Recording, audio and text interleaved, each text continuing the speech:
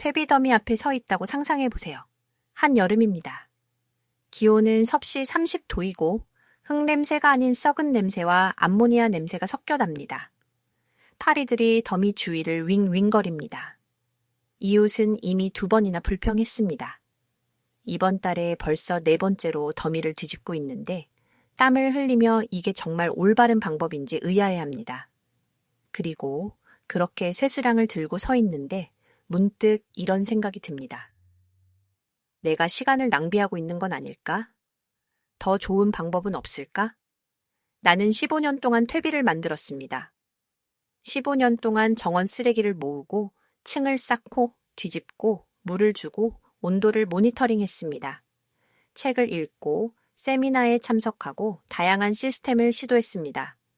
뜨거운 퇴비통, 개방형 창문, 지렁이 퇴비통, 완벽한 환기 구멍이 있는 밀폐형 시스템까지 말이죠. 탄소 대 질소 비율을 계산하고 퇴비더미 중심에 온도계를 꽂고 쥐어짜는 방식으로 수분을 테스트했으며 때로는 좋은 퇴비를 만들기도 했습니다. 하지만 2년 전에 완전히 멈췄습니다. 유기물을 사용한다는 생각을 포기해서가 아니라 훨씬 더 잘 작동하는 무언가를 발견했기 때문입니다. 그래서 왜 다른 방식으로 일했는지 의아할 정도였죠. 그리고 오늘 저는 그것이 정확히 무엇인지 보여드리겠습니다.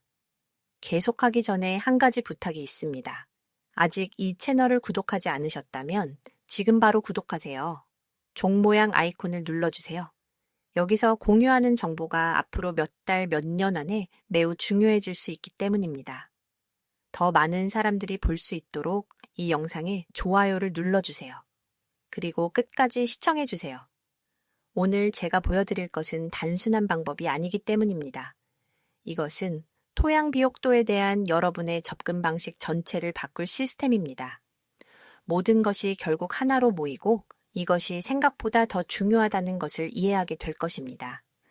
지금 우리는 자급자족이 낭만적인 아이디어에서 실질적인 필요성으로 변하고 있는 시대에 살고 있습니다. 식량 가격은 선형적으로 오르는 것이 아니라 기하급수적으로 오르고 있습니다. 5년 전에는 저렴했던 것이 오늘날에는 사치가 되었습니다. 공급망은 점점 더 취약해지고 있습니다. 먼 나라의 폭풍, 국경 분쟁, 우리가 잘 알지도 못하는 지역의 가뭄, 그리고 갑자기 선반에서 제품들이 사라집니다. 합성 비료는 점점 더 비싸지고 많은 사람들에게는 감당할 수 없게 되었습니다. 질소 비료 생산에 필수적인 가스 가격이 몇 배로 올랐습니다.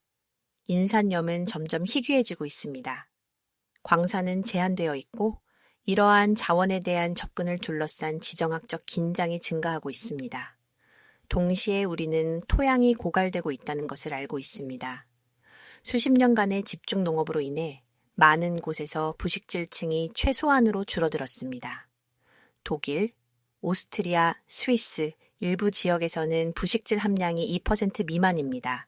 2% 미만. 이는 토양이 죽기 시작하는 임계점입니다. 침식이 시작됩니다. 수분 보유 능력이 떨어집니다. 생물학적 활동이 붕괴됩니다. 정원이 있다면, 채소를 재배한다면, 과일나무를 가꾼다면 흙이 전부라는 것을 알 것입니다. 비옥한 흙 없이는 수확도 없습니다. 수확 없이는 독립도 없습니다. 독립 없이는 취약해집니다. 그리고 이것이 바로 전통적인 사고방식이 시작되는 지점입니다. 퇴비 만들기. 우리는 부엌과 정원 쓰레기를 모아 더미에 던져 넣고 기다리고 뒤집으면 결국 검은 황금을 얻는다고 배웠습니다. 현대 정원사를 위한 부식질 테라프레타. 정원 가꾸기 안내서에는 이런 내용이 가득합니다. 퍼머컬처 서적들은 이를 설교합니다. 노년 농부들은 이를 맹신합니다. 그리고 이론적으로는 사실입니다. 퇴비는 귀중합니다. 하지만 현실은 다릅니다. 현실은 대부분의 취미, 정원사들이 완벽한 퇴비를 만들지 못한다는 것입니다. 그들은 너무 많은 질소를 잃고 병원균을 포함할 수 있으며 잡초 씨앗을 죽이지 못하고 최악의 경우 해결하는 것보다 더 많은 문제를 일으키는 물컹하고 종종 냄새나는 덩어리를 생산합니다. 저의 개인적인 어려움에 대해 말씀드리겠습니다. 저는 모든 규칙을 따르는 퇴비 더미를 가지고 있었습니다. 크기는 100 입방피트였고 완벽하게 치수화되었습니다. 저는 녹색 재료층, 갈색 재료층을 항상 번갈아 가며 쌓는 원칙에 따라 만들었습니다. 수분이 적절하고 공기가 순환하도록 신경 썼습니다. 퇴비 발효 촉진제를 사용하고 암석 가루를 뿌리고 심지어 질소 공급원으로 제 소변을 첨가하기도 했습니다. 그러나 6개월 후에도 퇴비 더미는 여전히 절반 정도가 분해되지 않았고 중간은 너무 건조하고 가장자리는 너무 축축했으며 몇 주 동안 싸워야 했던 쥐무리를 끌어들였습니다. 그리고 제대로 한다 해도 완벽한 탄소 대 질소 비율을 유지하고 적절한 수분을 유지하며 정기적으로 뒤집는다 해도 시간과 영양분과 에너지를 잃고 있는 것입니다. 퇴비화 과정에서는 이런 일이 일어납니다. 미생물이 산소 존재해에 유기물을 분해합니다. 이것을 호기성 분해라고 합니다. 이 과정에서 열이 발생합니다. 많은 열이요. 잘 작동하는 퇴비 더미의 중심부는 섭씨 60도, 70도, 때로는 79도까지 올라갑니다. 이 정도 온도는 잡초 씨앗을 죽이고 병원균을 파괴하기에 충분합니다. 이것이 장점입니다. 하지만 바로 여기에 문제가 있습니다. 이 열은 단지 잃어버리는 에너지일 뿐입니다. 탄소의 형태로 대기 중으로 빠져나가는 에너지 말이죠. 힘들게 식물잔해로 모았던 탄소가 이산화탄소가 되어 사라집니다. 연구에 따르면 전통적인 퇴비화 과정에서 탄소의 40%부터 60%까지가 이산화탄소로 배출됩니다. 이는 낭비일 뿐 아니라 기후에 적극적으로 해롭습니다. 식물에 격리되어 있던 탄소를 방출하는 것입니다. 질소는 암모니아로 빠져나갑니다. 특히 퇴비가 너무 축축하거나 질소가 풍부할 때 더욱 그렇습니다. 퇴비에서 소변 냄새가 날 때 맡는 것이 암모니아입니다. 질소가 흙에 머무르지 않고 공중으로 날아가는 것이죠. 220파운드의 유기물로 시작해서 65파운드 미만의 퇴비를 얻게 됩니다. 70%는 단순히 사라집니다. 대기 중으로 증발하고 손실되는 것이죠. 그리고 힘든 작업인 뒤집기가 있습니다. 큰 퇴비 더미는 고르게 썩게 하려면 2에서 3주마다 뒤집어야 합니다. 즉, 쇠스랑을 들고 더미를 파서 외부의 재료를 안으로, 내부의 재료를 밖으로 옮겨야 합니다. 이것은 힘든 육체 노동입니다. 저는 이걸 하다가 허리를 다쳤고 어깨에 무리가 갔습니다. 한여름에는 고문이나 다름없습니다. 땀은 쏟아지고 파리들은 달려들고 냄새는 종종 참을 수 없습니다. 그리고 이 모든 것을 감수한다 해도 무엇을 위해서일까요? 두 일항에 뿌리고 한 계절 후에 다시 사라질 65파운드 미만의 퇴비를 위해서요. 이제 대안이 무엇인지 궁금할 것입니다. 퇴비화가 그렇게 비효율적이라면 무엇을 해야 할까요? 답은 너무 간단해서 거의 뻔하게 들립니다. 하지만 종종 그렇듯이 가장 큰 힘은 단순함에 있습니다. 답은 자연에게 일을 맡기는 것입니다. 정원 밖에서 관리해야 할 더미가 아니라 바로 필요한 곳에서요. 식물 아래의 흙, 생명이 약동하는 흙의 최상층 12인치에서 말이죠. 제가 지금 보여드릴 시스템은 여러 원칙에 기반을 두고 있습니다. 이 원칙들은 새로운 것이 아닙니다. 고대부터 전해져 내려오는 것입니다. 모든 자연림, 모든 초원, 모든 손대지 않은 생태계는 이 원칙에 따라 작동합니다. 오래된 너도밤나무 숲으로 들어가 보세요. 낙엽층을 들어 올리면 그 아래에 얇은 반쯤 분해된 잎사귀층이 보일 것입니다. 그 아래에는 거의 검은색으로 변해 잎사귀라고 거의 알아볼 수 없는 층이 있습니다. 그리고 그 아래에는 어둡고 부서지기 쉬우며 버섯 냄새가 나는 흙이 있습니다. 그것이 부엽토입니다. 유기물이 발생한 바로 그 자리에서 분해될 때 일어나는 일이죠. 하지만 우리는 그것을 잊었습니다. 우리는 정원 가꾸기가 복잡해야 한다고 믿기 시작했습니다. 기계, 화학물질, 특별한 기술이 필요하다고 말이죠. 진실은 수백만 년 동안 자연은 우리가 모방하려는 것을 완벽하게 만들었다는 것입니다. 그리고 우리가 자연에 대항하는 대신 자연과 함께 일하는 법을 배우면 모든 것이 더 쉬워지고 더 생산적이며 더 회복력이 강해집니다. 첫 번째 원칙은 직접 전환의 원칙입니다. 자연 시스템에서 잎은 가을에 땅으로 떨어집니다. 풀은 시들어 죽고 가지는 부러지고 동물은 배설물을 남기고 곤충은 죽어서 영양분이 됩니다. 이 모든 것은 떨어진 곳에 그대로 남아 있습니다. 숲에는 퇴비더미가 없습니다. 모든 것을 뒤집는 쇠스랑도 없습니다. 대신 느리고 지속적인 과정이 시작됩니다. 곰팡이가 죽은 물질에 서식합니다. 박테리아가 활동을 시작합니다. 지렁이가 잔해를 흙 속으로 끌어당깁니다. 곤충이 그것을 분쇄합니다. 미생물이 그것을 분해합니다. 그리고 층층이 부식질이 생성됩니다. 다른 곳이 아니라 식물이 필요한 바로 그곳에서 말이죠. 모든 부엌 쓰레기, 채소 찌꺼기, 과일 껍질, 커피 찌꺼기 등 모든 것을 더미에 버리는 대신 식물 사이에 있는 이란개, 토마토 식물 밑동에, 베리 관목 아래에 직접 놓는다고 상상해 보세요. 그리고 그것들을 잎사귀, 짚, 풀, 깎은 것, 나무 조각으로 덮습니다. 햇볕과 바람으로부터 물질을 보호하고 수분을 유지하며 서식지를 제공하는 층을 만듭니다. 그리고 놀라운 일이 일어납니다. 생명이 깨어납니다. 며칠 안에 첫 번째 곰팡이 실이 보입니다. 도시의 도로처럼 물질을 가로지르는 미세하고 흰 균사체. 이 곰팡이들은 단순한 곰팡이가 아닙니다. 이들은 죽은 유기물을 분해하는 데 특화된 부생곰팡이입니다. 그들은 셀룰로스를 분해하고 리그닌을 분해하며 가장 단단한 식물 섬유조차도 이용 가능한 영양분으로 바꾸는 효소를 생산합니다. 박테리아는 기하급수적으로 번식합니다. 건강한 흙 1g에는 최대 10억 마리의 박테리아가 살고 있습니다. 단 1g에 10억 마리입니다. 이 박테리아들은 질소를 고정하고 인을 용해시키며 황을 전환시키는 역할을 합니다. 이전에 흙 깊이 있었던 지렁이들이 먹이원에 이끌려 올라옵니다. 지렁이는 흙을 만드는 건축가입니다. 그들은 통로를 파서 공기 순환을 돕고 물을 유도합니다. 그들은 유기물을 먹고 장 속의 박테리아의 도움으로 소화시켜 지렁이 분변토로 배출합니다. 지렁이 분변토는 그들이 섭취한 흙보다 질소는 5배, 이는 7배, 칼륨은 더 풍부합니다. 이것이 생물학적 연금술입니다. 쓰레기가 금으로 변합니다. 쥐며느리, 톡톡이, 진해. 분해자들의 대군이 활동을 시작합니다. 쥐며느리는 거친 식물 잔해를 분쇄합니다. 육안으로는 거의 보이지 않는 작은 곤충인 톡톡이는 곰팡이, 포자와 박테리아를 먹어 미생물 개체수를 조절합니다.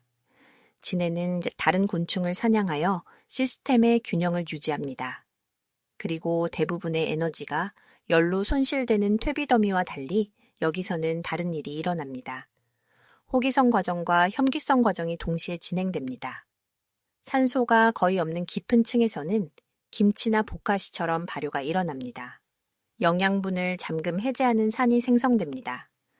pH 값이 조절되고 가장 중요한 것은 탄소가 남아있다는 것입니다.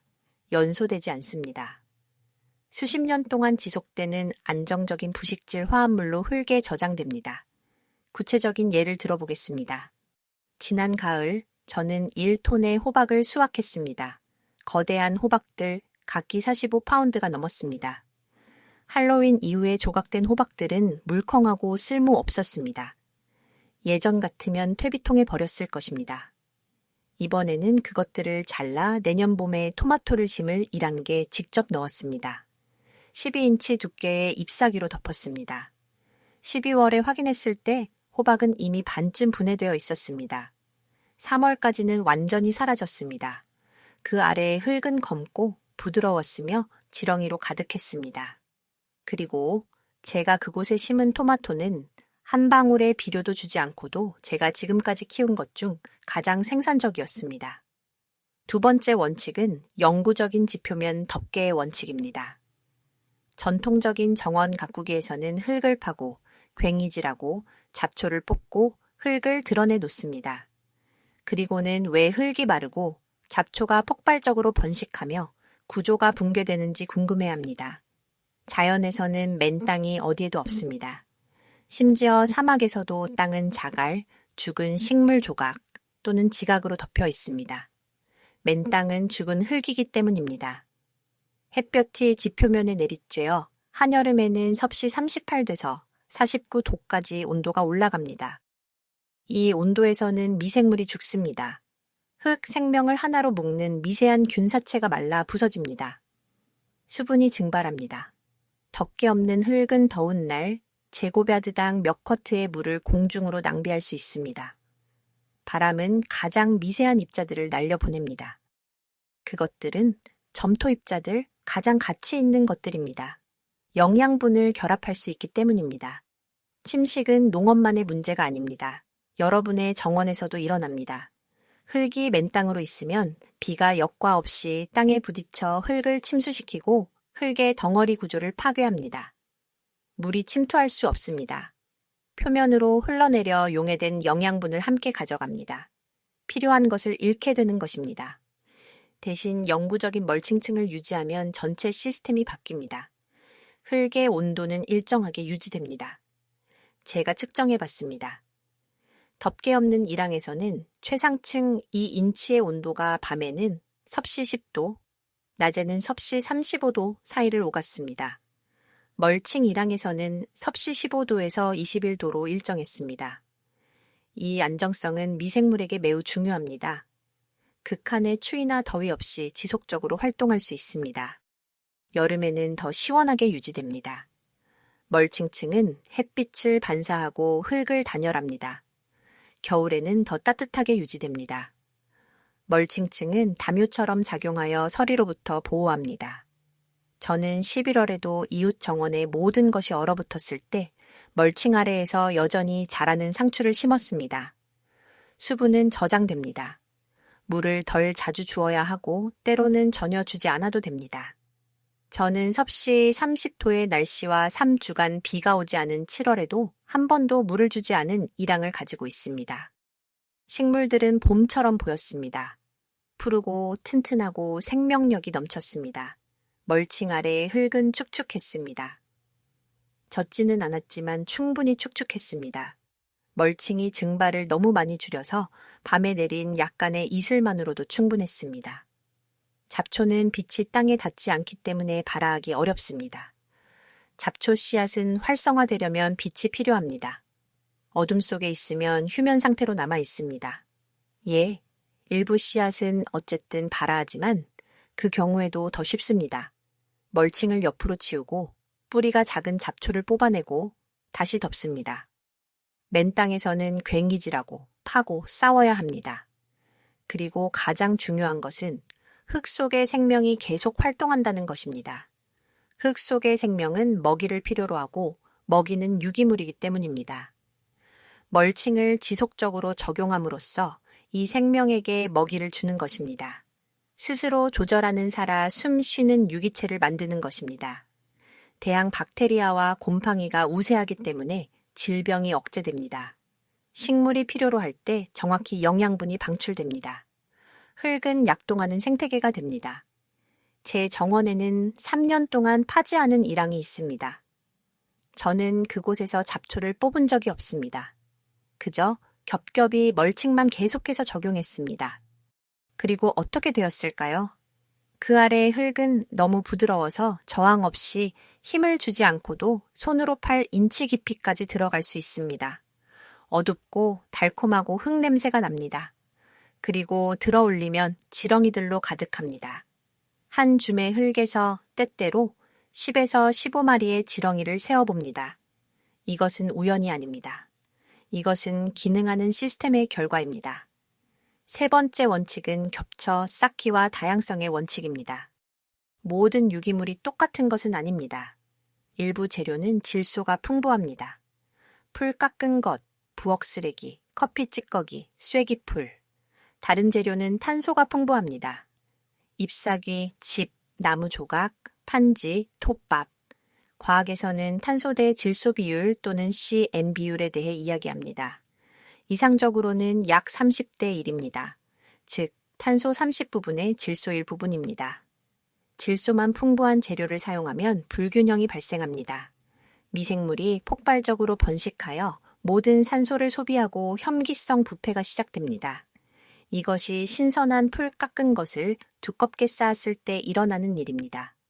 이틀 후에는 악취나는 검고 미끈거리는 덩어리가 됩니다.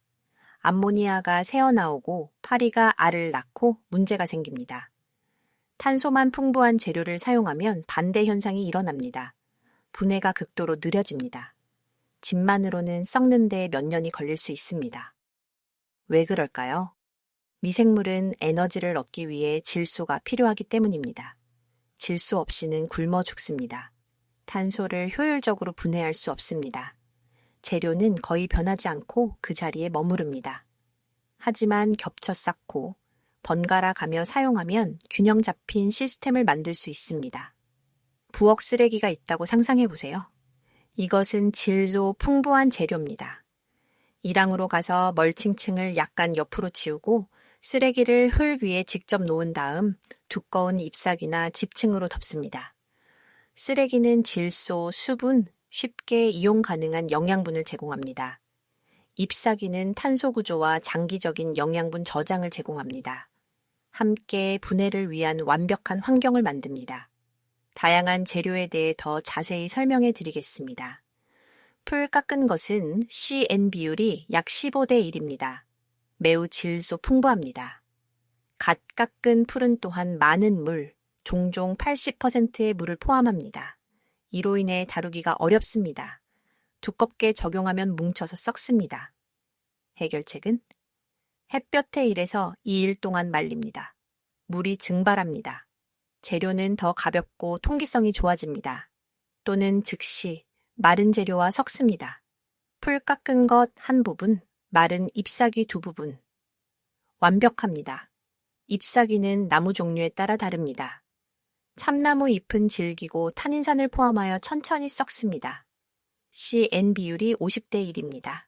장기적인 멀칭층에는 좋지만 빠른 영양분 방출에는 좋지 않습니다. 너도 밤나무 잎은 더 부드럽고 더 빨리 썩습니다. CN 비율은 약 40대 1입니다. 호두나무 잎은 주글론이라는 물질을 포함하여 일부 식물의 생장을 억제합니다. 토마토, 감자, 고추는 잘 견디지 못하지만 베리 관목에는 완벽합니다. 짚은 거의 순수한 탄소입니다. CN 비율은 80대 1입니다. 구조 재료로 오래 지속되는 멀칭으로 이상적입니다. 저는 길에, 딸기 아래에, 겨울 덮개로 사용하지만 많은 활동을 원하는 일항에서는 결코 단독으로 사용하지 않습니다. 항상 질소 풍부한 재료와 함께 사용합니다. 나무 조각은 매력적입니다. 신선한 조각은 CN 비율이 500대 1입니다. 이것은 극도로 탄소 풍부합니다. 일항에 직접 섞어 넣으면 질소를 결합합니다. 식물은 굶어 죽습니다. 이것이 무시무시한 질소 고정입니다. 하지만 표면에 멀칭으로 남겨두면 이런 일은 일어나지 않습니다. 분해는 흙과의 접촉점에서만 일어나고 흙 속의 생명으로부터 충분한 질소가 공급됩니다. 1년에서 2년 후에는 조각이 절반 정도 분해됩니다.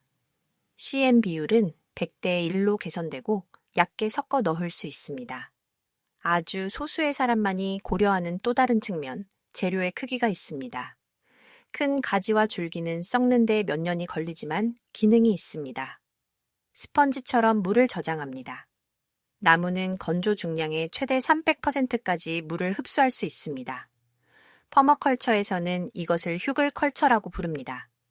장기적인 물 저장고로 땅에 묻힌 나무입니다. 이 원칙을 사용하여 다른 재료를 적용하기 전에 일항 바닥에 더 두꺼운 가지를 놓을 수 있습니다. 저는 이것을 텃밭에서 시도했고 팔뚝만큼 두꺼운 가지층을 쌓았습니다. 그 위에 더 작은 장아지, 그 위에 잎사귀, 그 위에 퇴비와 흙을 놓았습니다. 텃밭은 저수지처럼 물을 저장합니다. 3년 동안 딱 한 번만 물을 주면 되었습니다. 더 작은 재료, 잘게 썬 잎사귀, 풀 깎은 것, 잘게 썬 장아지는 더 빨리 분해됩니다. 그것들은 빠르게 이용 가능한 영양분을 제공합니다. 이것은 토마토, 호박, 양배추와 같이 많은 양분을 필요로 하는 식물에 완벽합니다. 재료의 크기와 혼합을 조절함으로써 영양분 방출 속도를 제어할 수 있습니다. 아주 소수의 사람만이 이것을 기억하지만 이것은 여러분이 가진 가장 강력한 지렛대 중 하나입니다. 제가 이것을 실제로 어떻게 구현하는지 보여드리겠습니다. 제 정원에는 여러 구역이 있습니다. 1구역, 많은 양분을 필요로 하는 채소 1항. 여기에는 매주 신선한 재료를 가져다 놓습니다. 잎사귀 아래 부엌 쓰레기. 잘게 썬 쐐기풀과 섞은풀 깎은 것. 얇은 층을 자주 교체합니다. 2구역, 베리 관목과 다년생 식물. 여기에는 더 두꺼운 층을 더 오래 유지합니다. 나무 조각, 거친 잎사귀, 심지어 가지도요. 3구역, 과일나무. 여기에는 대부분 그냥 둡니다. 떨어진 과일, 잎사귀, 모든 것이 그대로 있습니다. 자연이 제 할 일을 합니다. 네 번째 원칙은 바이오차 통합의 원칙입니다. 이제 정말 흥미로워집니다. 바이오차, 즉 식물 수층 탄화된 유기물입니다. 아마존 지역에서는 수백 년 전에 원주민들이 테라프레타를 만들었습니다. 오늘날에도 일반 열대 토양보다 더 생산적인 매우 비옥한 검은 흙입니다. 비밀은 바이오차를 유기물, 뼈, 쓰레기, 도기 조각과 섞은 것입니다. 수층 다공성입니다. 거대한 표면적을 가지고 있으며 스펀지처럼 물과 영양분을 저장합니다. 과학적으로 설명해 드리겠습니다. 바이오차는 열분해, 즉 산소가 없는 상태에서 바이오매스를 가열하여 생성됩니다. 섭씨 400도에서 700도 사이의 온도에서 재료는 타지 않고 탄화됩니다. 남는 것은 다공성 매트릭스로 구조화된 거의 순수한 탄소입니다. 현미경으로 보면 바이오차는 스펀지처럼 보입니다. 수백만 개의 미세한 구멍들이 채널로 연결되어 있습니다.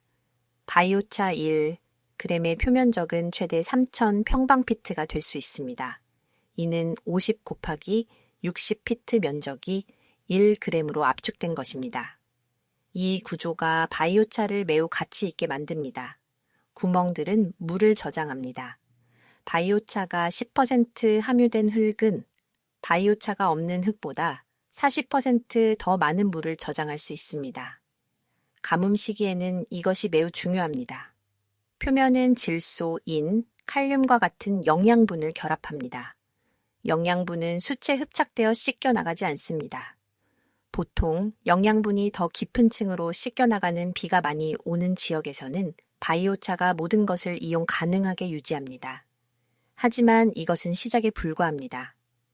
생물학적으로 말하면 바이오차는 초기에는 비활성입니다. 아무것도 하지 않습니다. 화학적으로 안정적이며 수세기 동안 거의 변하지 않습니다.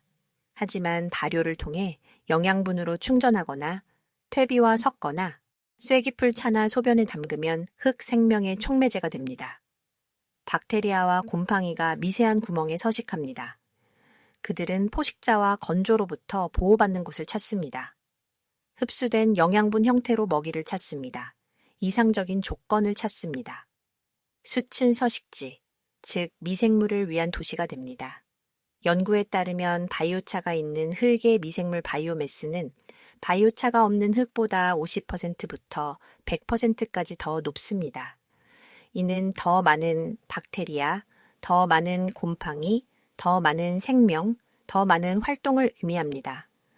그리고 이 미생물들은 식물에 먹이를 주고 질병을 억제하며 흙의 구조를 만듭니다. 바이오차를 직접 만들 수 있습니다. 생각보다 쉽습니다. 뚜껑이 있는 통이 필요합니다. 오래된 기름통이 완벽하게 작동합니다. 불과 나무 또는 다른 바이오매스가 필요합니다. 저는 나무 가지치기에서 나오는 가지, 마른 덤불, 때로는 대나무를 찾으면 사용합니다. 통을 가장자리까지 채우고 불 위에 놓아 태웁니다. 먼저 흰 연기가 나옵니다. 그것은 수증기입니다. 다음으로 노랗고 더 두꺼운 연기가 나옵니다. 그것은 휘발성 화합물, 타르, 가스입니다. 연기가 얇고 거의 투명해지면 열분해가 완료된 것입니다. 이제 공기 공급을 차단하기 위해 뚜껑으로 통을 밀봉합니다. 재료는 여전히 빛나고 있지만 산소 없이는 더 이상 타지 않습니다. 탄화됩니다. 몇 시간 후 모든 것이 식으면 통을 엽니다. 안에는 숯이 있습니다. 가볍고 다공성이며 잠재력으로 가득합니다. 이 숯을 부셔야 합니다. 저는 망치와 오래된 자루를 사용하여 조각들이 약 0.5인치부터 1인치까지 크기가 될 때까지 두드립니다. 그런 다음 가장 중요한 단계인 충전입니다. 신선한 바이오차는 pH 값이 높습니다. 종종 10 이상으로 알칼리성이며 식물에 해를 끼칠 수 있습니다. 또한 비어 있습니다. 아직 영양분을 저장하지 않았습니다. 지금 적용하면 흙에서 영양분을 빨아들여 식물이 굶어 죽습니다. 해결책은 숯을 충전하는 것입니다. 저는 여러 방법을 시도했습니다. 가장 간단한 방법은 숯을 퇴비와 1대1 비율로 섞어 전체를 4주 동안 그대로 두는 것입니다. 퇴비의 미생물이 숯에 서식하고 퇴비의 영양분이 흡수됩니다. 4주 후에는 숯이 활성화됩니다. 또 다른 방법은 숯을 희석된 소변에 담그는 것입니다. 소변은 훌륭한 질소 공급원이며 인과 칼륨도 포함합니다. 소변 1부분과 물 10부분을 섞습니다. 숯을 넣고 일주일 동안 그대로 둡니다.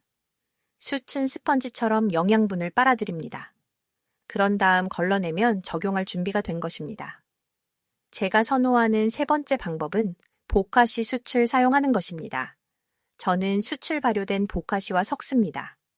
광물질을 제공하는 암석가루, 빙하, 암석가루를 첨가하고 모든 것을 4주 동안 발효시킵니다. 그 결과는 영양분, 미생물, 미네랄이 가득한 흙을 위한 슈퍼 비타민이 됩니다. 그런 다음 충전된 숯을 일항에 가져갈 때 멀칭과 섞습니다. 제곱야드당 약 1에서 2쿼트를 표면에 뿌리고 잎사귀나 지프로 덮습니다. 몇 달 동안 지렁이와 비의 활동으로 숯은 흙의 상층부로 분산되고 그 효과는 놀랍습니다. 바이오차가 있는 흙에서 자라는 식물은 가뭄에 더 강합니다. 저는 이 실험을 했습니다. 2개의 동일한 일항, 같은 식물, 같은 관리. 한 일항은 바이오차를 사용하고 다른 일항은 사용하지 않았습니다. 3주 동안 물을 주지 않자 숯이 없는 일항의 식물은 시들었습니다. 잎은 축 처졌습니다. 숯이 있는 일항에서는 여전히 푸르고 여전히 생명력이 넘쳤습니다. 그 차이는 극적이었습니다. 그들은 질병에 더 강합니다. 몇 년 동안 토마토 늦마름병으로 고생했습니다.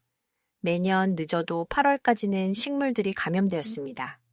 바이오차를 사용한 이후로는 단 한 해도 늦마름병이 없었습니다. 단 한 번도요. 왜일까요? 숯 속의 미생물은 항생제를 생산하고 병원균을 억제하며 식물의 면역체계를 강화합니다. 그들은 더 빨리 자라고 더 많은 열매를 맺습니다. 제 토마토는 더 커졌고 호박은 더 생산적이었으며 상추는 더 무성했습니다.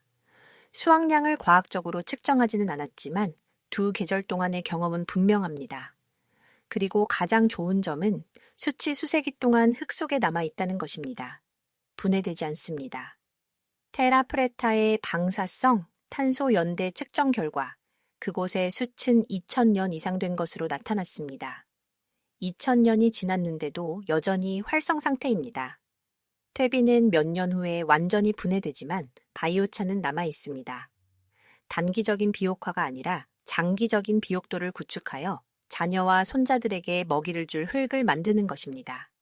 5번째 원칙은 표적 발효의 원칙입니다. 여기서 많은 사람들이 부엌에서 알지만 정원에서는 거의 사용하지 않는 개념에 이릅니다. 발효는 혐기성 분해입니다. 산소 없는 분해입니다. 이 과정에서 산, 효소, 비타민, 프로바이오틱, 박테리아가 생성됩니다. 김치, 요구르트, 사워도우 또는 김치를 생각해 보세요. 이 과정은 영양분을 보존하고 더 쉽게 이용 가능하게 만들며 부패와 질병을 예방합니다. 발효가 왜 그렇게 잘 작동할까요? 관련 미생물, 특히 젖상균이 환경을 산성화하여 pH 값을 약 4까지 떨어뜨리기 때문입니다. 이 pH 값에서는 대부분의 부패 박테리아와 대부분의 병원균이 생존할 수 없습니다. 억제됩니다. 동시에 영양분은 보존됩니다. 퇴비와 같은 호기성 분해 중에는 질소와 탄소가 공중으로 날아갑니다. 발효 중에는 재료 안에 남아 있습니다. 정원에서는 유기물을 밀폐 용기에서 특별히 사전 발효시켜 발효를 사용할 수 있습니다. 이것을 보카시라고 합니다. 보카시는 일본어로 단순히 발효된 유기물을 의미합니다.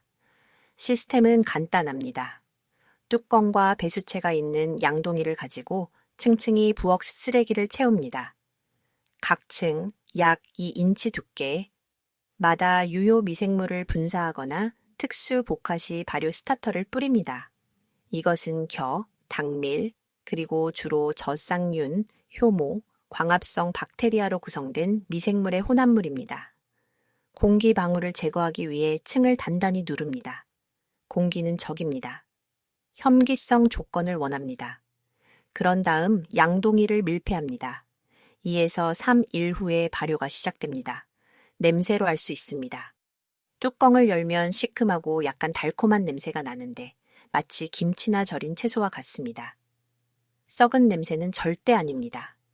썩은 냄새가 나면 뭔가 잘못된 것입니다. 아마 양동이에 공기가 너무 많았을 것입니다. 2주에서 3주 후에 재료는 발효됩니다. 이전과 똑같이 보입니다. 채소 찌꺼기는 여전히 알아볼 수 있지만 젖산, 박테리아, 효소로 가득합니다. 그리고 이제 중요한 단계가 나옵니다. 그것을 1안개사 인치에서 6인치 깊이로 묶고 덮습니다. 그러면 거의 마법 같은 일이 일어납니다. 발효된 쓰레기는 비발효 재료보다 훨씬 빠르게 2주에서 4주 이내에 완전히 분해됩니다. 여러분이 투입한 미생물이 흙에 서식합니다. 그들은 병원균을 억제합니다. 그들은 안정적인 부식질 화합물을 만들고 식물이 즉시 흡수할 수 있는 형태로 영양분을 방출합니다. 저는 발효와 직접 멀칭을 결합합니다. 부엌에 보카시 양동이가 3개 있습니다. 하나가 가득 차면 발효를 위해 옆에 두고 다음 양동이를 채우기 시작합니다. 이 주마다 완성된 양동이가 나옵니다. 저는 삽으로 만든 구멍에 내용물을 1안개 묻습니다. 보카시가 들어갈 구멍을 만들고 흙으로 덮습니다. 끝입니다. 그 위에는 두꺼운 멀칭층이 올라갑니다. 결과적으로 저는 퇴비 더미를 한 번도 뒤집지 않고 식물에 지속적으로 먹이를 줍니다. 악취도 없고 파리도 없고 영양분 손실도 없습니다.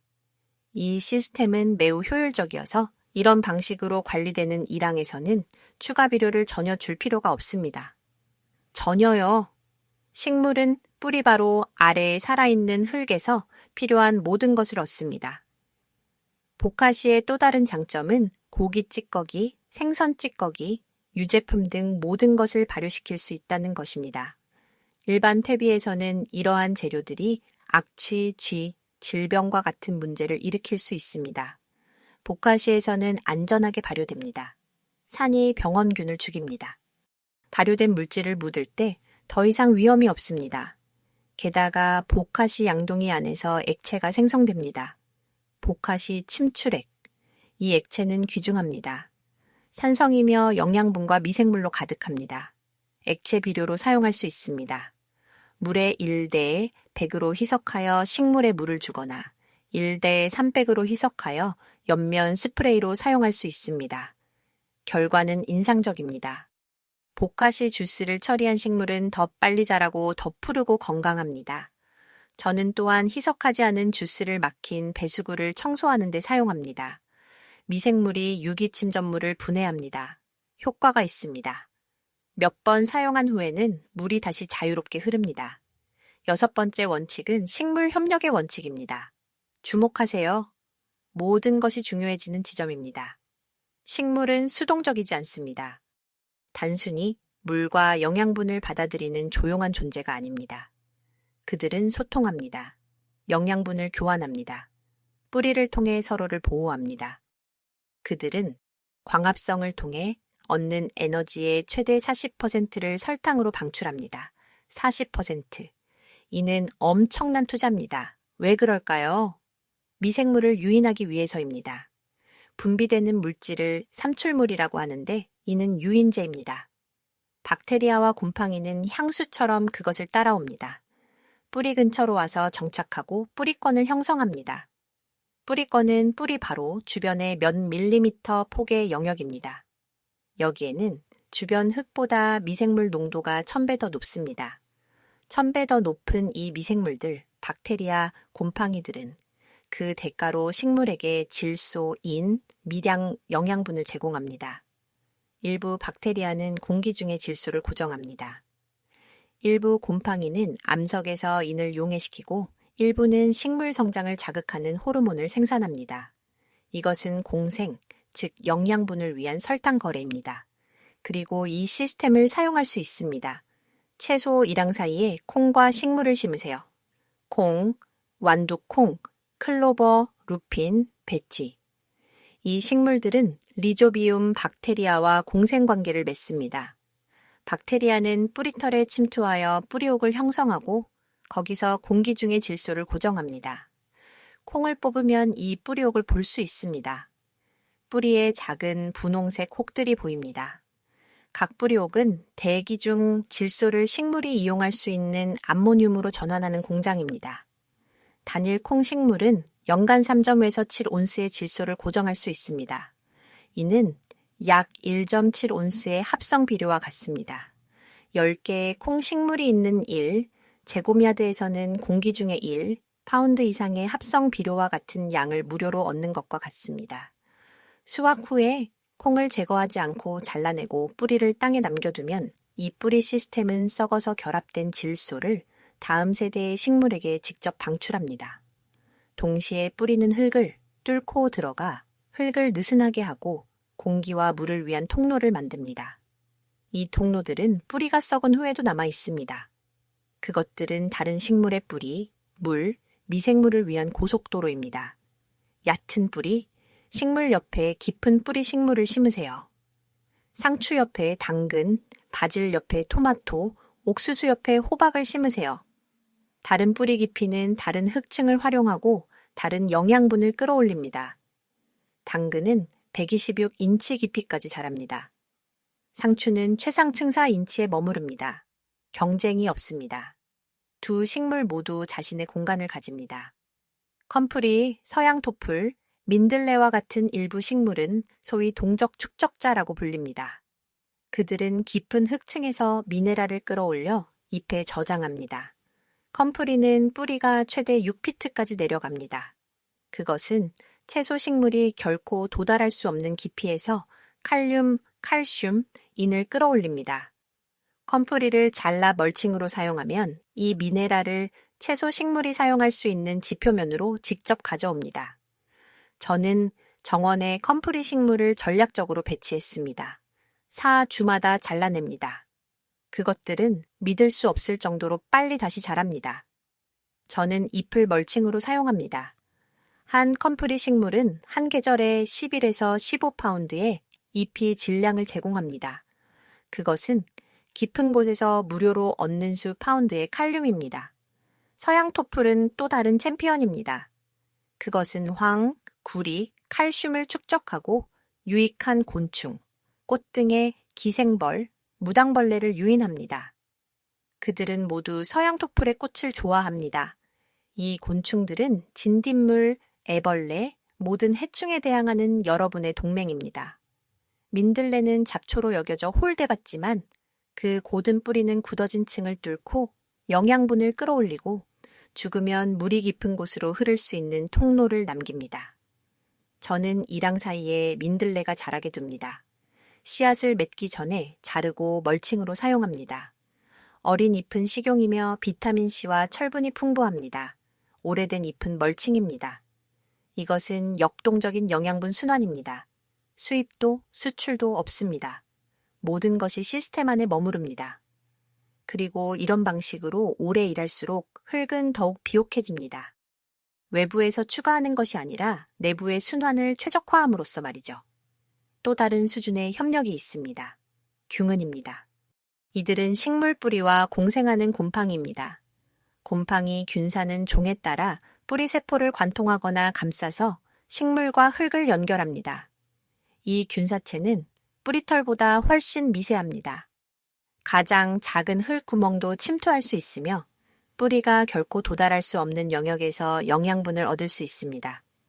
1 입방야드 약 0.76 입방미터의 흙에는 60마일 약 96km의 곰팡이 균사가 포함될 수 있습니다. 이 균사체는 여러 식물을 연결하는 네트워크를 형성합니다. 이것을 우드 와이드 웹이라고 부릅니다.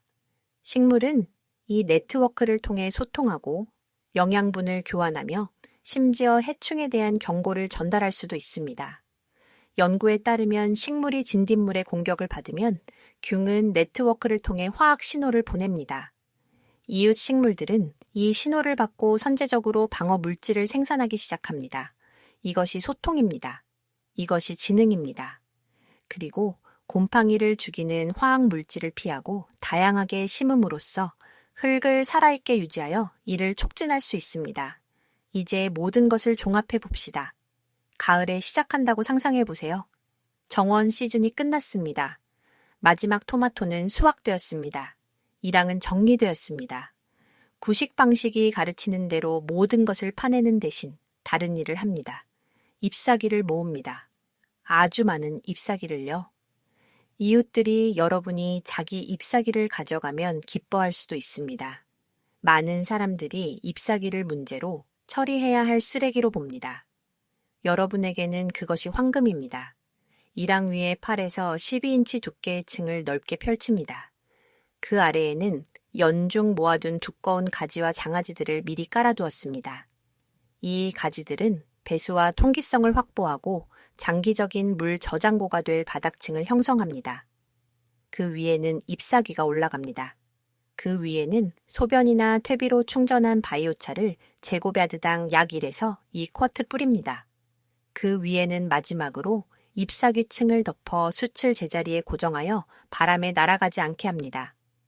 그리고 모든 것을 그대로 둡니다. 겨울에는 놀라운 일이 일어납니다. 서리가 재료를 부수기 시작합니다. 물 분자는 얼고 팽창하여 세포벽을 터뜨립니다.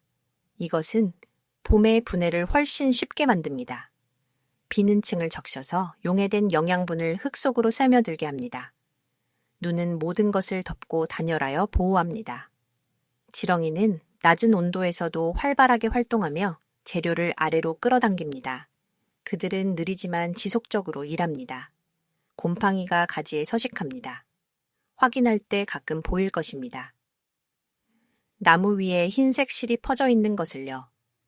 때로는 버섯도 돋아납니다. 먹을 수 있는 버섯도요. 봄에 일항으로 돌아가면 잎사귀는 이미 절반 정도 분해되어 있습니다. 층은 12인치에서 6인치로 줄어들었습니다. 그 아래의 흙은 어둡고 부드러웠으며 생명으로 가득했습니다. 땅을 팔 필요가 없습니다.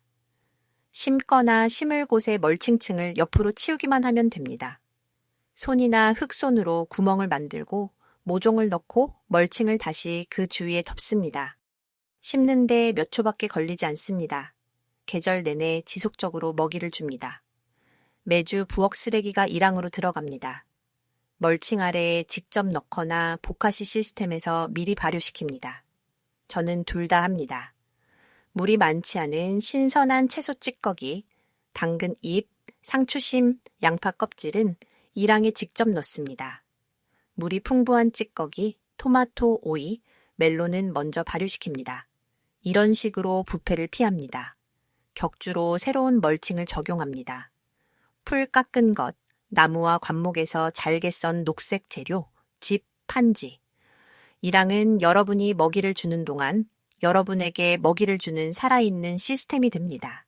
이것은 순환이며 매년 더 안정적이고 더 비옥하며 더 회복력이 강해집니다. 저는 이제 이 시스템을 2번의 완전한 계절 동안 운영했습니다. 이전과 달라진 점은 극적입니다. 이제는 건조기에도 거의 물을 주지 않습니다. 2023년 여름에는 4주 동안 비가 오지 않았습니다. 기온은 계속 섭씨 30도 이상이었습니다. 이웃들은 매일, 때로는 하루에 2번 물을 주었습니다. 저는 제 일항에 총 3번 물을 주었습니다. 4주 동안 3번이요. 멀칭은 수분을 너무 잘 유지하여 그 아래의 흙은 항상 축축합니다. 아침에 확인하면 멀칭의 아랫면은 이슬로 젖어 있습니다. 이 수분은 밤새 응결되어 땅으로 떨어지고 저장됩니다. 해충이 훨씬 적습니다. 현저히 적습니다. 왜일까요? 건강한 흙 속의 생명은 유익한 곤충도 유인하기 때문입니다. 땅 강아지가 멀칭 속에 삽니다. 가끔 층을 들어 올리고 세어봅니다. 1제곱야드에 땅 강아지가 5, 6마리나 있습니다. 이 딱정벌레는 밤에 사냥합니다. 달팽이 알, 진딧물, 애벌레를 먹습니다. 한 마리의 땅 강아지가 밤에 100마리의 해충을 먹을 수 있습니다. 포식성 진드기는 멀칭 입자들 사이에 삽니다. 이들은 매우 작아서 육안으로는 거의 보이지 않지만 돋보기로 보면 볼 수 있습니다. 작고 빠른 거미 같은 동물들입니다. 그들은 응애, 총체벌레 및 기타 식물 해충을 사냥합니다. 이웃들은 매년 살충제를 뿌려야 하지만 저는 응애 문제가 전혀 없었습니다. 포식성 선충류는 멀칭 아래 흙에 삽니다.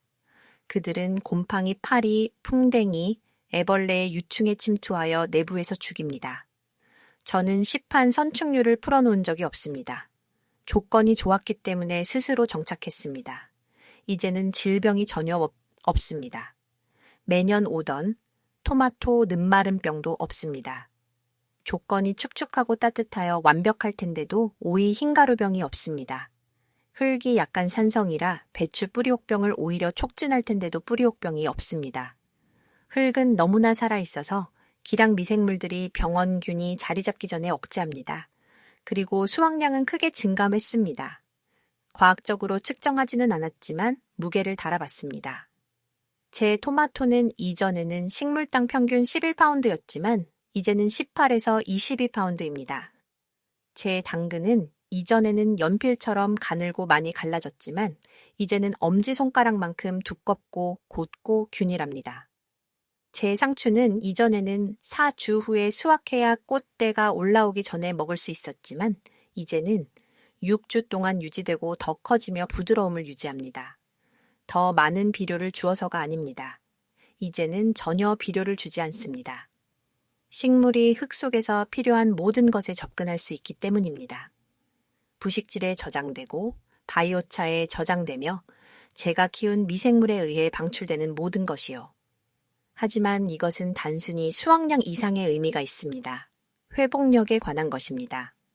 회복력은 시스템이 교란을 견디고 계속 기능할 수 있는 능력입니다. 위기가 발생했다고 상상해 보세요. 비료 가격이 계속 폭등합니다. 지난 3년 동안 3배로 올랐습니다. 또는 가스 공급이 중단되어 비료가 배급됩니다. 또는 전쟁이 고조되거나 팬데믹이 재발하거나 금융 시스템이 붕괴되어 공급망이 완전히 무너집니다. 외부 투입물, 구매한 퇴비, 합성 비료, 살충제에 의존한다면 취약해집니다. 여러분의 정원은 이러한 투입물이 있을 때만 작동합니다. 하지만 그것들이 사라지면 고갈된 흙과 자라지 않는 식물만 남게 됩니다. 하지만 스스로 유지되는 시스템, 즉 여러분의 쓰레기와 현지에서 구할 수 있는 것으로만 살아가는 시스템을 구축했다면 여러분은 독립적입니다. 무슨 일이 일어나든 계속할 수 있습니다. 경제가 붕괴되고 슈퍼마켓이 비어 있어도 여러분의 정원은 생산하고 가족은 식량을 얻을 수 있습니다. 이것은 이론적인 시나리오가 아닙니다. 경제 붕괴를 경험한 나라들, 2000년대 초 아르헨티나, 지난 10년의 베네수엘라, 초인플레이션을 겪은 짐바브웨, 부채 위기 때의 그리스에서 기능하는 정원을 가진 사람들이 살아남을 수 있었고 굶주리지 않았으며 가족을 먹여 살릴 수 있었습니다. 저는 보고서를 읽었고 인터뷰를 봤습니다. 항상 같은 이야기였습니다. 정원 없이 도시에 살던 사람들은 고통받았습니다. 정원과 동물을 가진 시골 사람들은 잘 지냈고 결정적인 요소는 항상 기능하는 흙 생태계였습니다. 값비싼 기술도 복잡한 화학도 아닌 건강하고 살아있는 흙이었습니다. 아무것도 살 수 없을 때도 베푸는 흙. 여러분은 그것을 지금, 오늘 만들어야 합니다. 언젠가가 아니라요. 흙의 비옥도는 시간이 걸리기 때문입니다. 위기 상황에서 정원을 만들고 즉시 생산되기를 기대할 수는 없습니다. 흙은 정말로 살아나고 충분한 부식지를 쌓고 안정적인 미생물군집을 개발하고 식물에 먹이를 줄 구조를 만드는데 몇 달, 아니 몇 년이 필요합니다. 하지만 오늘 시작한다면, 제가 보여드린 원칙들을 구현한다면 2년 후에는 스스로 돌아가는 정원, 최소한의 노력으로 여러분에게 먹이를 주는 정원, 안정을 제공하는 정원, 그리고 무력하지 않고 통제력을 가지며 행동할 수 있다는 느낌을 주는 정원을 갖게 될 것입니다. 많은 사람들이 간과하는 한 가지 더 지적하고 싶습니다. 심리적인 효과입니다. 퇴비더미를 관리하는 것은 일입니다. 해야 할 일입니다. 뒤집고 모니터링하고 냄새와 해충 때문에 짜증이 납니다. 의무처럼 부담처럼 느껴집니다. 제가 보여드리는 시스템은 다릅니다. 정원에 가서 쓰레기를 버리고 멀칭을 뿌리고 그리고 떠납니다. 강요도 걱정도 일주일 동안 시간이 없다고 해서 실패한다는 느낌도 없습니다. 일왕이 여러분을 위해 일합니다. 항상 여러분이 필요하지 않습니다. 스스로 조절합니다. 그리고 그곳에 가서 확인할 때 생명을 보게 될 것입니다. 멀칭을 들어 올리면 아침 햇살에 흰색으로 반짝이는 곰팡이 매트를 보게 될 것입니다. 흙 속을 구불구불 기어가는 뚱뚱하고 윤기 나는 지렁이들을 보게 될 것입니다. 딱정벌레, 쥐며느리, 톡톡이, 발 아래에 있는 온 우주를 보게 될 것입니다. 그것은 깊은 만족감을 줍니다. 더 큰 것의 일부가 되었다는 느낌을 줍니다. 자연의 주인이 아니라 통제하는 자도 지배하는 자도 아니라 파트너, 가능하게 하는 자, 생명이 번성할 수 있는 조건을 만드는 사람이라는 느낌을 줍니다. 그리고 그것이 바로 핵심입니다. 우리의 현대 농업, 현대 정원 가꾸기는 통제의 환상에 기반을 두고 있습니다. 우리는 자연을 지배하고 형성하고 우리를 섬기도록 강요할 수 있다고 생각합니다. 우리는 경작하고 살포하고 비료를 주고 잡초에 대항하고 해충에 대항하고 질병에 대항하고 흙 자체에 대항하여 항상 무엇인가와 싸웁니다. 하지만 우리가 그렇게 할 때마다 자연은 보복합니다. 무거운 기계를 사용하기 때문에 굳어진 흙, 덮개를 제거하기 때문에 침식, 해충의 천적을 죽이기 때문에 해충 번성, 흙의 면역 체계를 파괴하기 때문에 질병. 자연은 악의적으로 싸우는 것이 아니라 우리가 만들어낸 불균형에 대한 단순한 반응으로 방역합니다. 하지만 우리가 자연과 함께 일하는 법을 배우고 그 원리를 이해하고 사용한다면 모든 것이 더 쉬워집니다. 그러면 자연은 우리에게 대항하는 것이 아니라 우리를 위해 일합니다. 그러면 정원 가꾸기는 전투가 아니라 협력이 됩니다. 몇 가지 더 실용적인 세부 사항을 알려드리겠습니다.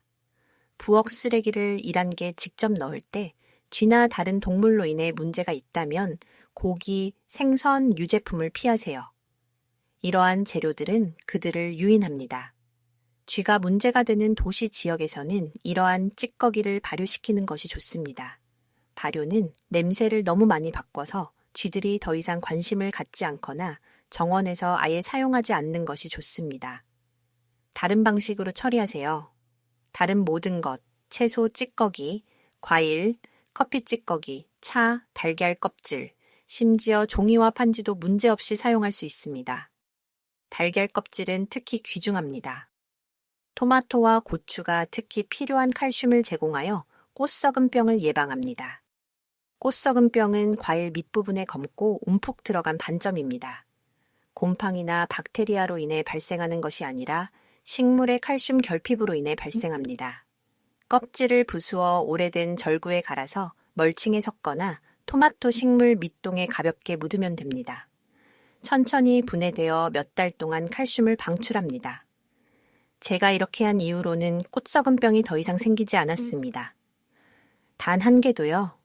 커피 찌꺼기는 약간 산성이고 질소가 풍부합니다. CN 비율이 약 20대, 일로풀 깎은 것과 비슷합니다. 블루베리나 철쭉과 같은 베리 관목은 산성 토양을 선호하기 때문에 커피 찌꺼기를 좋아합니다.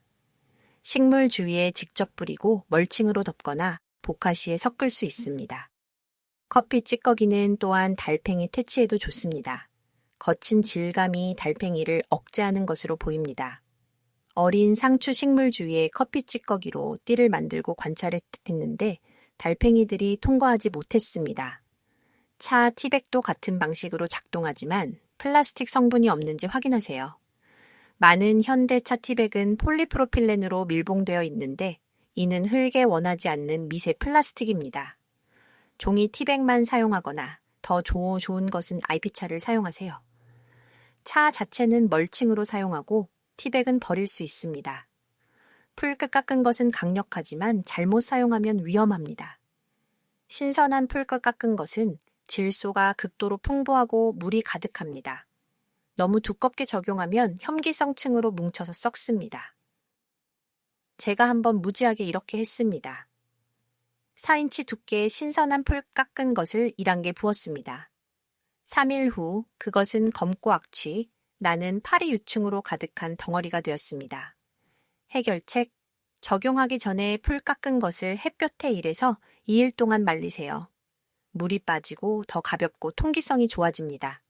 또는 즉시 잎사귀나 짚과 같은 마른 재료와 섞으세요. 풀씨 깎은 것 한 부분, 잎사귀 2부분, 그러면 완벽합니다. 나무 조각은 오래 지속되며 이랑 사이의 길에 좋습니다.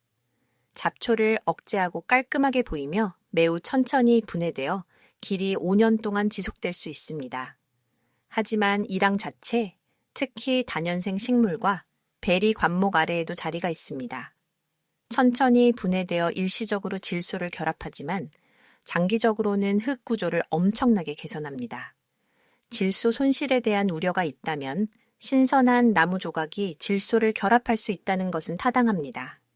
질소 풍부한 재료층을 추가로 아래에 놓으세요. 쐐기풀은 완벽합니다. 컴프리 풀 깎은 것. 먼저 질소 풍부한 재료층을 깔고 그 위에 나무 조각을 놓으세요. 질소 풍부한 층은 나무 조각을 분해하는 미생물에게 필요한 질소를 제공합니다. 식물은 아무것도 잃지 않습니다. 판지는 종종 간과되는 재료입니다.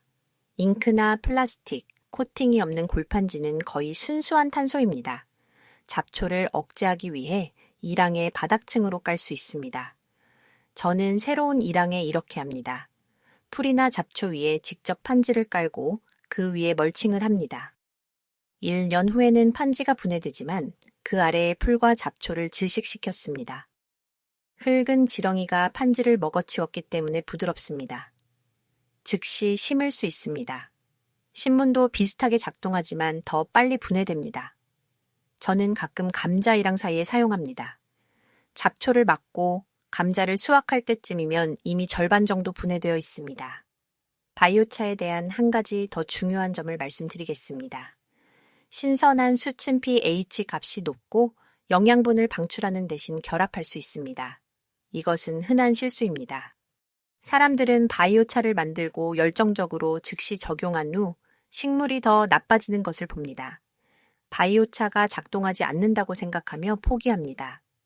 하지만 문제는 수치 충전되지 않았다는 것뿐이었습니다. 그러므로 항상 사용하기 전에 최소 4주 동안 충전하세요. 저는 큰 플라스틱 통에 숯을 충전합니다. 숯 한 층, 퇴비 한 층, 숯 한 층, 보카시 한 층. 모든 것이 잘 젖도록 수분을 추가합니다. 뚜껑을 덮습니다. 그대로 둡니다. 4주 후에 열고 섞고 적용합니다. 충전된 숯은 좋은 냄새가 납니다. 흙 냄새, 곰팡이 냄새, 살아있는 냄새. 암모니아 냄새가 나면 너무 축축했거나 질소가 너무 많았던 것입니다. 괜찮습니다. 여전히 작동합니다. 전혀 냄새가 나지 않으면 너무 건조했던 것입니다. 그것도 괜찮지만 효과는 덜합니다. 보카시용 유효 미생물에 접근할 수 없다면 직접 만들 수 있습니다. 저는 돈을 많이 쓰고 싶지 않아서 처음 시작할 때 이렇게 했습니다고 차리려고 했습니다. 작은 병에 익히지 않은 쌀알 한 줌 정도를 모으세요. 살균 처리하지 않은 우유, 즉 멸균 우유가 아닌 생우유나 신선한 전유로 덮으세요. 상온에서 일주일 동안 그대로 두되 햇볕에는 두지 마세요. 우유가 분리됩니다. 위쪽은 크림입니다. 아래쪽은 유청입니다. 쌀알 위에 흰색, 때로는 약간 분홍색 코팅이 형성됩니다. 이것들은 젖쌍윤과 효모입니다. 그런 다음 이 쌀알을 설탕 당밀에 녹여 물일, 쿼트당 당밀 한 테이블 스푼을 넣고 발효 스타터로 사용할 수 있습니다. 시판 이 앱만큼 효과적이지는 않지만 작동합니다.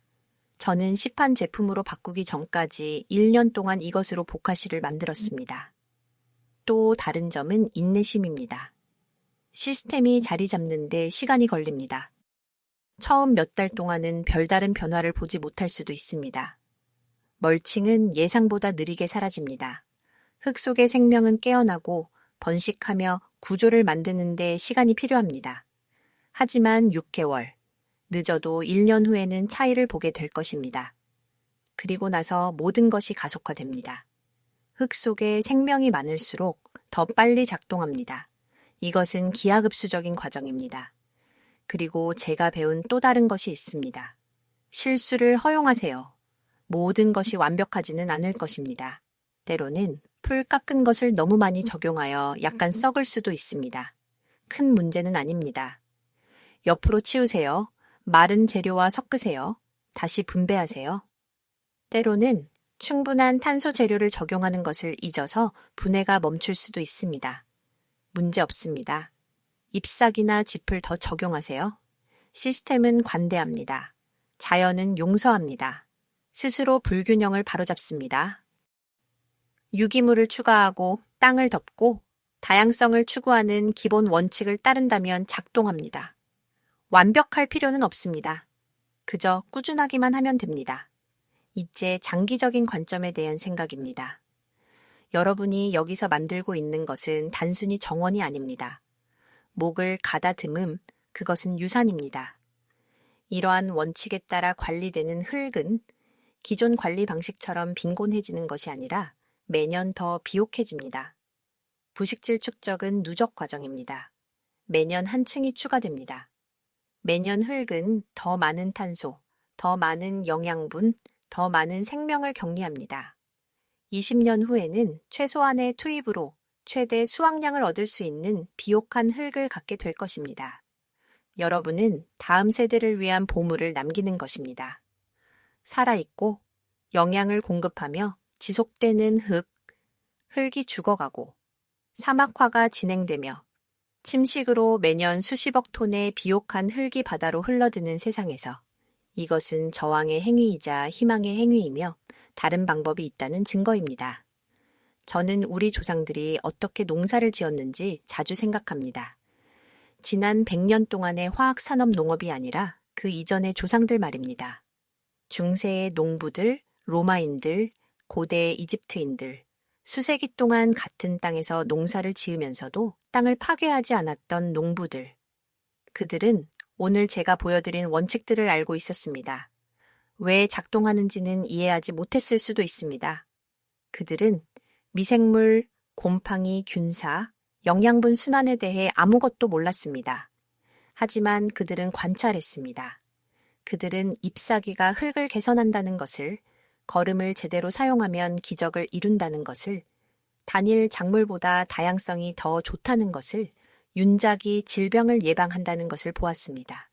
그리고 그들은 이 지식을 구전으로 시연을 통해, 전통을 통해 세대에서 세대로 전했습니다. 그러다가 지난 세기 50년대, 60년대, 70년대에 녹색 혁명이 일어났습니다. 우리는 더 잘할 수 있다고 믿었습니다.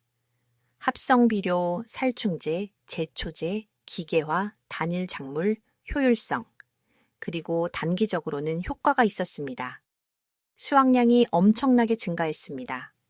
우리는 기회에 대한 승리, 과학적 진보, 새로운 시대에 대해 이야기했습니다. 하지만 장기적으로는 흙이 죽어가고 생물 다양성은 붕괴되며 비용은 기하급수적으로 증가하고 있습니다. 그리고 우리는 우리가 모래 위에 지었다는 것을 깨닫습니다. 이 시스템은 저렴한 기름이 있을 때만, 인산염 광산이 고갈되지 않을 때만, 그리고 기후가 안정적일 때만 작동합니다. 하지만 이 모든 조건이 변하고 있습니다. 석유는 비싸지고 인산염은 희귀해지며 기후는 불안정해지고 있습니다. 그리고 우리의 시스템은 붕괴되고 있습니다. 하지만 우리는 과거의 낭만적인 이미지로 돌아가는 것이 아니라 빈곤과 굶주림으로 돌아가는 것이 아니라 작동하는 원칙들로 돌아갈 수 있습니다. 그리고 그것들을 현대 지식과 결합할 수 있습니다. 우리는 오늘날 분자 수준에서 바이오차가 왜 작동하는지 이해합니다. 우리는 과정을 가속화하기 위해 발효시킬 수 있습니다. 우리는 유익한 곤충을 유인하는 식물을 특별히 사용할 수 있습니다. 우리는 조상들이 가지지 못했던 도구, 재료, 지식을 가지고 있습니다. 전통적인 지혜와 현대적인 이해를 결합한다면 이전에는 불가능했던 모든 것을 능가하는 시스템을 만들 수 있습니다. 더 생산적이고 더 회복력이 강하며 더 지속 가능하게 말이죠. 이것은 유토피아가 아닙니다. 이것은 현실입니다. 전 세계적으로 이런 방식으로 일하는 사람들이 있습니다. 비료에 한 푼도 쓰지 않고 퍼머컬처 원칙을 사용하여 수확량을 3배로 늘린 아프리카의 소농들, 500제곱피트의 텃밭에서 쌓인 가족을 위한 채소를 제공하는 유럽의 정원사들, 화학 물질 없이도 집약적인 채소 생산이 가능할 뿐만 아니라 더 수익성이 있다는 것을 보여주는 미국의 프로젝트들. 증거는 있습니다. 사례는 있습니다. 작동합니다. 문제는 단지 여러분이 참여할 것인가입니다. 그리고 여러분은 그 일부가 될 수 있습니다.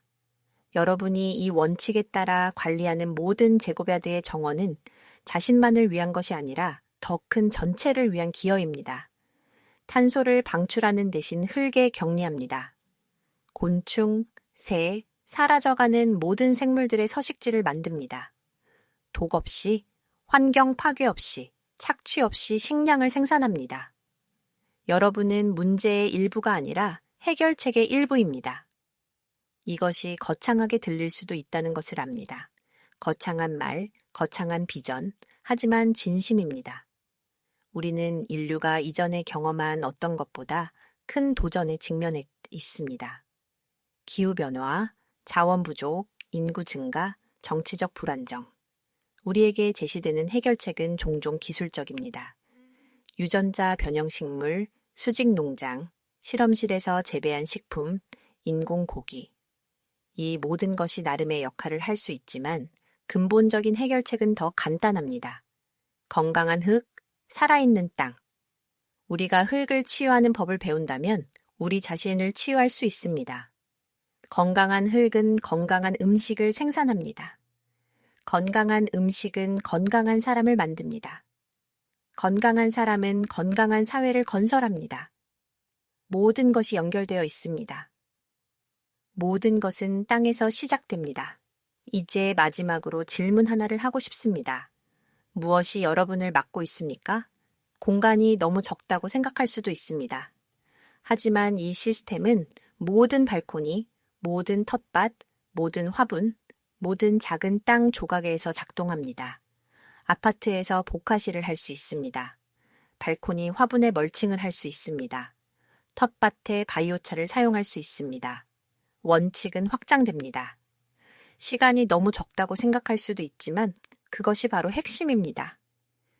이 시스템은 퇴비화보다 시간이 덜 걸립니다.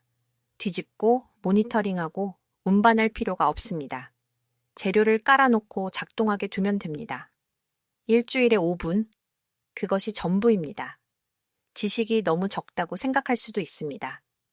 하지만 저는 오늘 시작하는 데 필요한 모든 것을 알려드렸습니다. 원칙, 기술, 세부 사항들. 나머지는 직접 해보고 관찰하고 실수를 하고 바로잡으면서 배우게 될 것입니다. 처음부터 완벽한 사람은 아무도 없습니다. 아무도요. 진실은 시작하지 않을 유일한 이유는 두려움이라는 것입니다. 변화에 대한 두려움, 실수에 대한 두려움, 작동하지 않을까 하는 두려움. 무슨 헛소리를 하는 거야? 라고 말하는 이웃들에게 비웃음을 당할까 하는 두려움.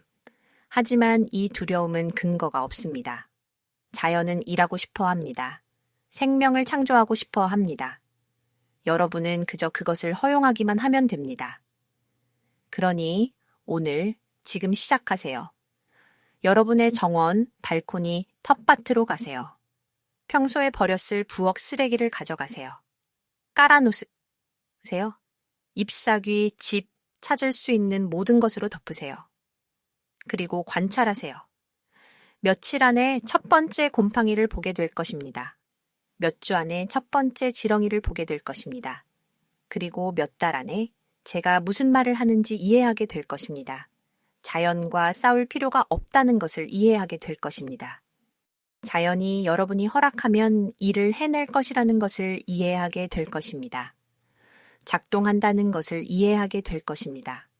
그것이 제 메시지입니다. 15년 동안 퇴비를 만들고 2년 동안 퇴비 없이 지내면서 제가 배운 것입니다. 더 좋은 방법이 있습니다. 더 간단하고 더 효율적이며 더 회복력이 강합니다. 여러분을 독립적으로 만드는 방법, 다른 모든 것이 붕괴돼도 작동하는 방법, 여러분에게 안정을 주고 희망을 주고 여러분의 삶에 대한 통제권을 되찾아주는 방법, 이제 이 영상을 공유해 주세요. 친구, 가족, 정원을 가진 사람이거나 정원을 시작하려는 모든 사람에게 보내세요. 부모님, 형제자매, 이웃에게 보내세요. 이 정보는 혼자만 알기에는 너무 중요합니다. 이 시스템을 사용하는 모든 사람은 자신, 가족, 공동체, 지구의 귀중한 자산입니다. 댓글을 남겨주시고 여러분의 생각을 알려주세요. 시도해 보시겠습니까? 궁금한 점이 있으십니까? 공유하고 싶은 자신만의 경험이 있으십니까? 저는 모든 댓글을 읽고 가능한 한 자주 답변해 드립니다.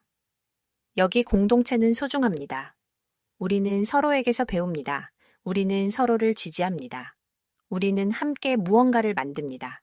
그리고 아직 이 채널을 구독하지 않으셨다면 지금 바로 구독하세요. 종 모양 아이콘을 눌러주세요. 앞으로 몇 주 동안 더 많은 것을 보여드릴 것이기 때문입니다. 더 많은 시스템, 더 많은 기술, 독립으로 가는 더 많은 방법. 우리는 물 수확, 씨앗 보존, 저장, 보관, 그리고 진정으로 독립적이기 위해 필요한 모든 기술에 대해 이야기할 것입니다. 기억하세요. 여러분은 단순히 정원을 만드는 것이 아닙니다. 여러분은 안정을 구축하고 있습니다. 여러분은 미래를 구축하고 있습니다. 여러분은 자유를 구축하고 있습니다. 그리고 그것은 첫걸음에서 시작됩니다. 퇴비통에 버리지 않고 일항에 직접 놓는 첫 번째 한 줌의 부엌 쓰레기에서 시작됩니다. 여러분이 적용하는 첫 번째 멀칭층에서 시작됩니다. 다른 모든 사람들이 항상 해왔던 것과 다르게 하기로 결정하는 것에서 시작됩니다. 행동할 시간은 지금입니다. 내일도, 다음 달도, 내년도 아닙니다. 지금. 왜냐하면 기다리는 모든 날은 여러분의 흙이 자라지 않는 날이기 때문입니다. 생명이 깨어나지 않는 날입니다. 여러분이 통제할 수 없는 시스템에, 끊어질 수 있는 공급망에, 오르는 가격에, 불확실한 미래에 의존하는 날로 남아있기 때문입니다. 스스로를 자유롭게 하세요. 여러분의 음식, 미래, 삶을 통제하세요. 생각보다 쉽습니다. 상상하는 것보다 강력합니다. 그리고 그것은 여러분의 정원에서 시작됩니다.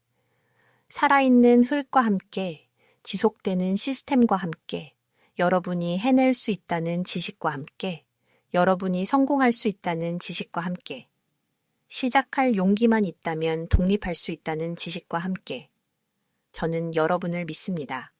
모든 사람이 생명을 창조하고 비옥도를 구축하며 스스로를 부양할 능력을 가지고 있다고 믿습니다. 특별한 기술이 필요 없습니다.